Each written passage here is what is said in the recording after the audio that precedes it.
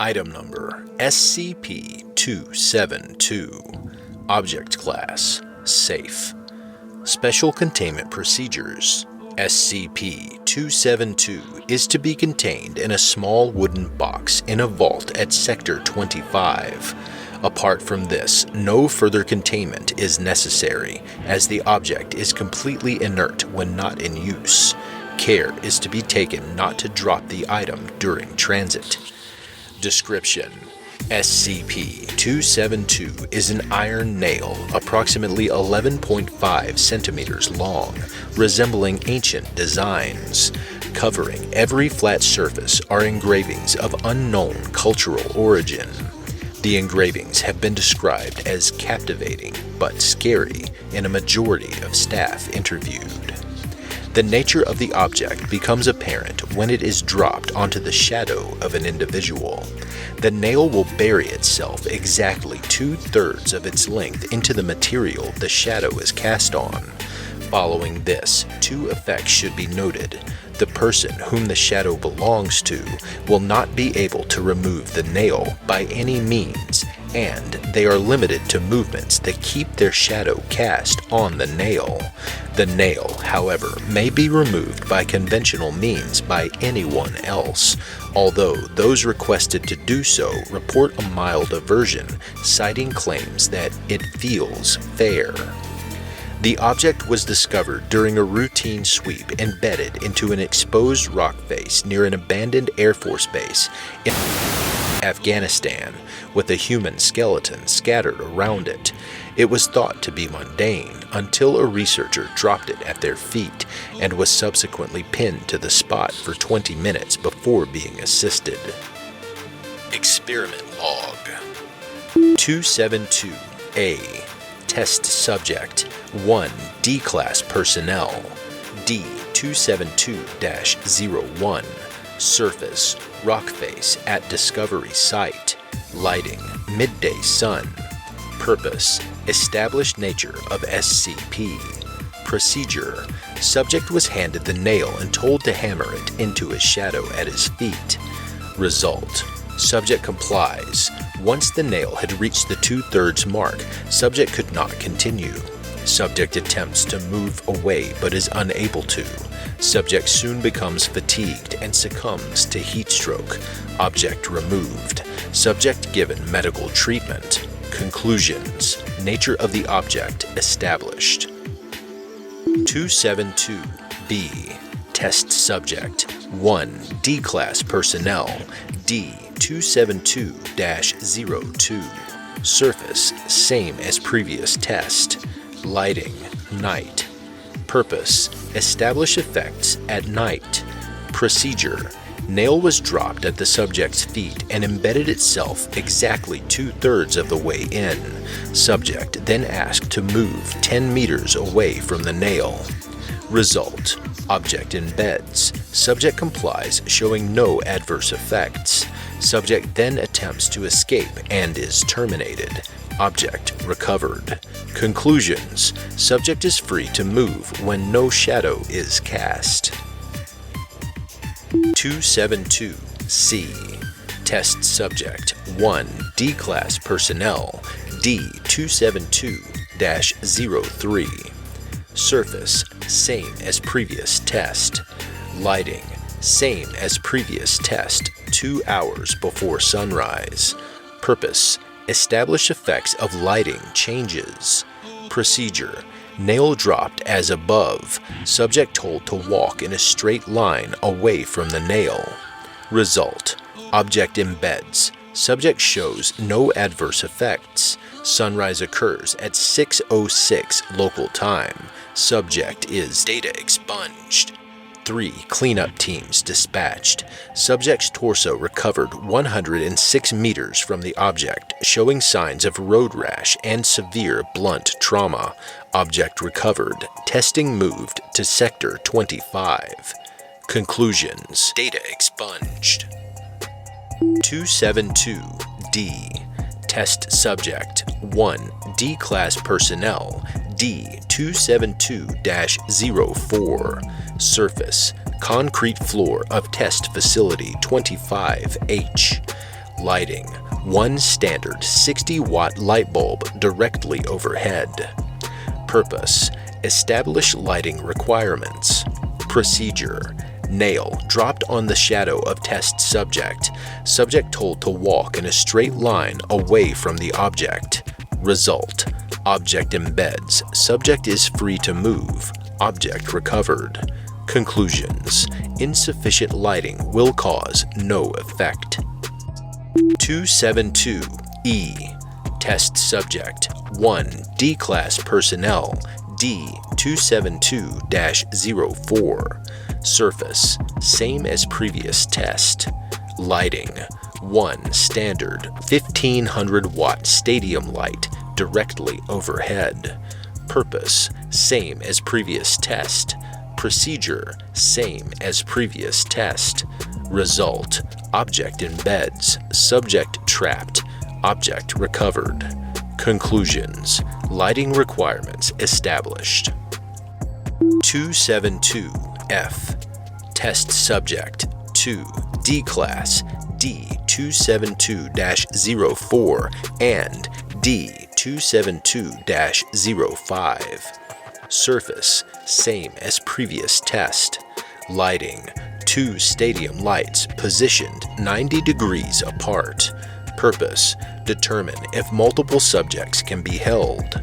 Procedure: subjects positioned so that their shadows overlap. Objects dropped onto both shadows. Subjects told to advance away from the nail.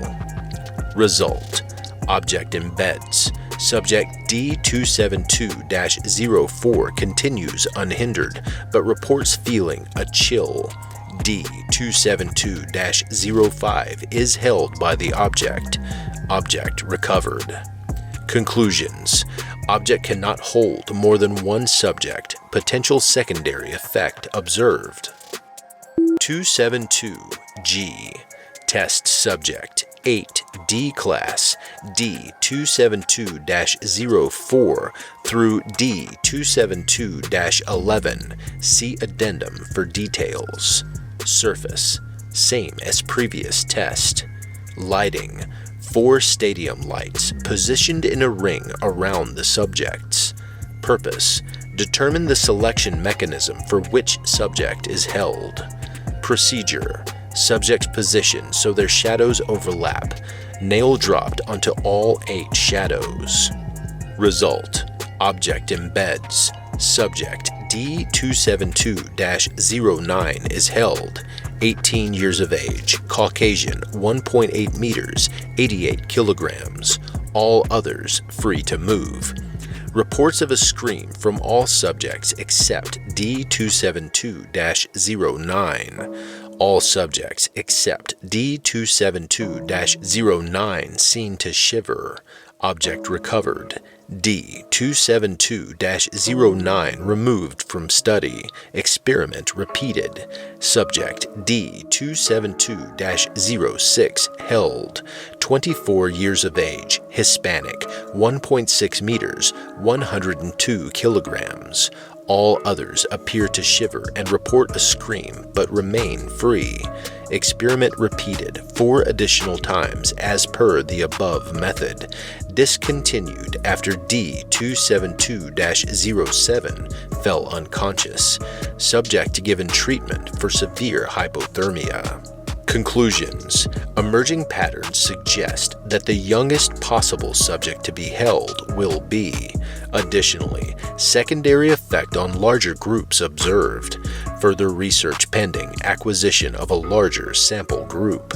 Addendum: subjects of equal gender distribution, ages ranging from 18 to 59, numerous physical traits represented. 272-H. Test subject: 1 D-Class, D-272-05. Surface: 1 outdoor field, grassy. Lighting: early morning sun, approximately 9 a.m. Purpose: to determine if subject can escape by digging. Procedure: object dropped onto subject's shadow. Subject then given a shovel and told to dig out the object. Result: Subject digs for 90 seconds, then falls over screaming. Subject expires before medical intervention could be administered. Autopsy reveals subject died of a cerebral hemorrhage, cause indeterminate. Object recovered, field repaired. Repeated with D-272-07 and 08. Results identical. Conclusions. Subjects held by SCP-272 cannot dig the nail out. Attempting to do so is invariably fatal. 272-I. Test subject, none. Surface, not applicable. Lighting, not applicable. Purpose, to determine the object's destructibility. Procedure. 1. D-Class personnel D-272-09 is given the object and a selection of tools and told to go to town in an attempt to destroy the object. Test area evacuated. Results. Subject selected an angle grinder, set the object in a vise, and proceeded to bring the grinder upon the object. An instant later, subject is seen writhing on the ground, clutching his temples. Audio recordings from inside the room record subject speaking in 30 seconds later, subject expires. Autopsy reveals the cause to be a cerebral hemorrhage. Examination of the object reveals some minor damage from the grinder. Conclusions. Object appears to be fully destructible, but will resist actions against it with lethal force by an unknown method. Object tested to maintain its original functionality. 272-J. Test subject, 1. D-Class personnel, D-272-10. Surface, concrete floor of test facility 25H. Lighting, 1 stadium light positioned on a computer-controlled track. Purpose, A. Determine the effects of rapid lighting shifts, and B. Determine if subject can be withheld from the object via restraints, barriers, etc. Procedure. Test 1. Light positioned to cast a long shadow. Nail dropped into the head of the subject's shadow. Light slowly raised. Result. Test 1. Subject dragged at a proportional rate toward the object. Subject has difficulty standing. Procedure. Test 2. Same as previous test. Light raised very rapidly. Result. Test 2. As above, but at a more rapid rate. Noted that subject was unable to remain standing and accelerated upon falling, attributed to the decrease in shadow size relative to standing. Subject acquired minor road rash. Procedure. Test 3. Same as previous test. Subject restrained with chains attached to their feet. Chicken wire screen placed between subject and object. Result. Test 3. Data expunged. Subject expires. Object recovered. Further testing with restrained subjects prohibited. Conclusions. Subjects seem to be dragged by their shadow at a rate required to keep it cast upon the object. Intervening obstacles appear not to impede this function, although will damage the subject, or in the case of barriers like the chicken wire. Data expunged. 272-H. Test subject, 1 D-Class personnel, D-272-04. Surface, same as previous test. Lighting, 1 stadium light in a fixed position, roughly 45 degrees from horizontal. Purpose, establish the effects of long-term containment. Procedure, D-272-04 positioned central to the room. Object is dropped onto the subject's shadow. Result, subject held. After the 3rd day, subject becomes unresponsive to attempts to provide nourishment. After the 1st week, subject heard to only speak. See transcript. By the 11th day, the subject, having not eaten or drank in 8 days, seemed to become agitated, rapidly shifting between mania and a comatose state. At the 14-day mark, the test is terminated. Object recovered. Subject noted to be severely malnourished, but resumed speaking English once the object was removed, and proceeded to recover rapidly before monthly termination. Conclusions. Extended containment has yielded that the subject will survive for prolonged periods without nourishment, but will enter a degraded mental state. Addendum. Partial transcript of subject D272-04's manic speaking from day 14. Translated. Begin transcript. For the record, state your name. Ashes burn at my tongue. I cannot taste. The water boils at my sight. Can you repeat that? I cannot sleep. The screams are heard. I'm not warm. The shadow steals. Right. How do you feel? The chains they bind. I cannot move the people. Data expunged. What's he saying? What's he speaking? Somebody give me a translator. Cut my flesh to ribbons that I might be free. Somebody give me a translator. Data expunged. I'm the prisoner of my own foolishness. Let the crows come and Data expunged. let my flesh crumble like the apple whose ashes burn in my tongue. End transcript. If you like this podcast, subscribe and share it with the community. You can find it at iTunes, Spotify, Google Podcasts, and YouTube under Kelsey Narrates. You can listen early, get episode updates, exclusive access to podcast production logs, and other behind-the-scenes content for as little as $3 a month through patreon.com/Kelsey Narrates. Credit to the original author, Dragonboots. Content relating to the SCP Foundation, including the SCP Foundation logo, is licensed under Creative Commons Sharealike 3.0, and all concepts originate from scpwiki.com and its authors. This recording, being derived from this content, is hereby also released under Creative Commons Sharealike 3.0.